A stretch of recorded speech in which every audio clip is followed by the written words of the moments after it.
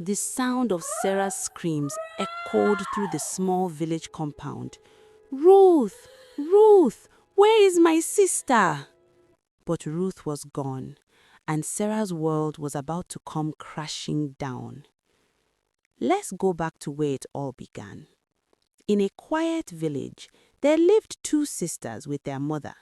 Sarah, the eldest, was beautiful on the outside but rotten on the inside. Her younger sister Ruth was everything Sarah was not: hardworking, kind, and always willing to help anyone in need.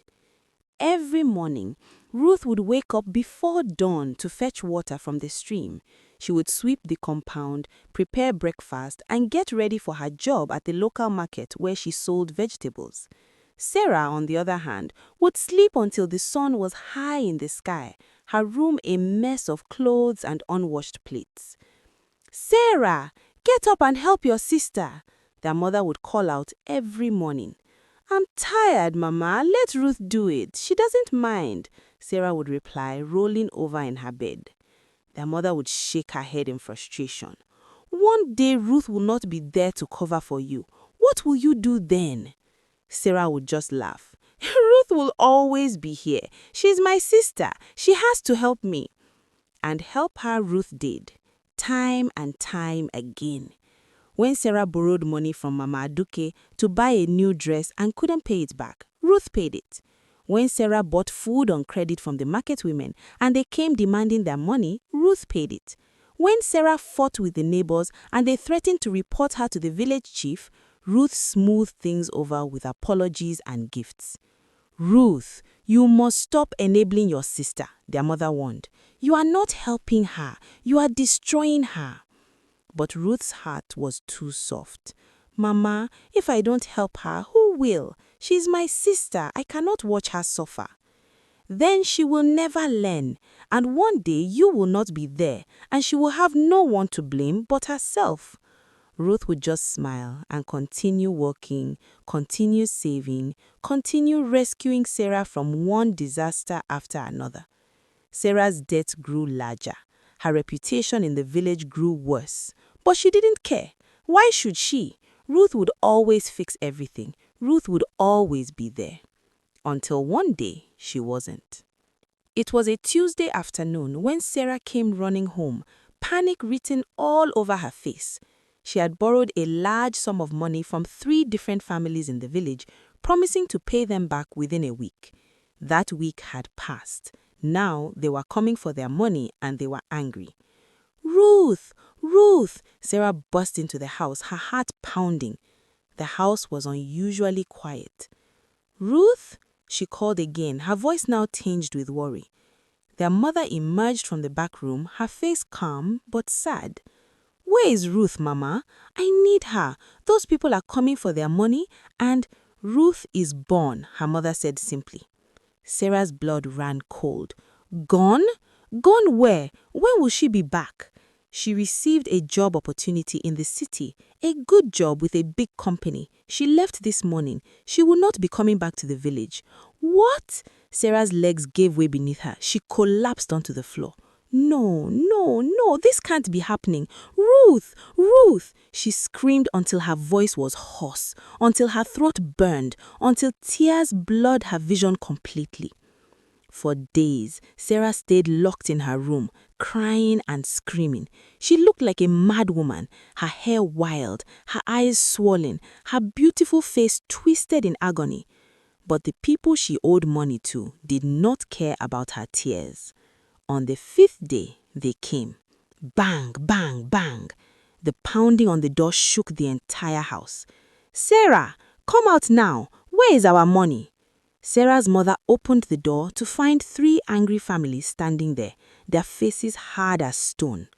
"Please," their mother begged, "give her more time." "More time? We have given her enough time. We gave her time when she said her sister would pay. We gave her time when she promised to get the money. Now we want our money or we will beat her until she wishes she had never been born." Sarah emerged from her room, looking like a ghost of herself. She had no money. She had nothing. I don't have it," she whispered. Then you will pay with your body, one of the men shouted, raising his hand. Wait! Their mother threw herself between them. Please, don't hurt her. She will work for you. She will work until every penny is paid back. I beg you. The families looked at each other and nodded slowly. Fine. She will wash our clothes every day. She will work in our farms from morning till night. She will sleep in our compound and serve our households until her debt is cleared. And if she tries to run away, we will find her and make her pay double. Sarah wanted to protest, to scream, to run, but where would she go? Ruth was gone. She had no one. And so it began. Every morning before sunrise, Sarah woke up on the hard ground of Mama Aduke's compound. Her back ached, her hands were raw and blistered. She would fetch water, wash piles of dirty laundry, scrub pots until her fingers bled. After finishing at Mama Aduke's house, she would run to the Okonkwo family's farm where she would work under the burning sun, planting yams, weeding, harvesting until her entire body screamed in pain.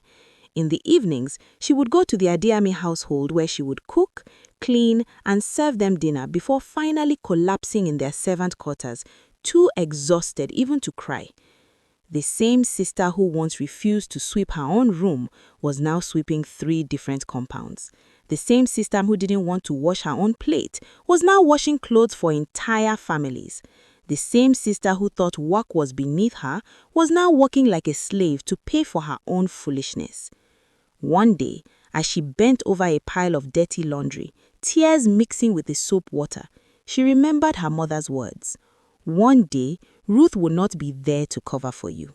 She remembered Ruth's gentle voice. But if I don't help her, who will? And she finally understood. Ruth had not been helping her. Ruth had been destroying her.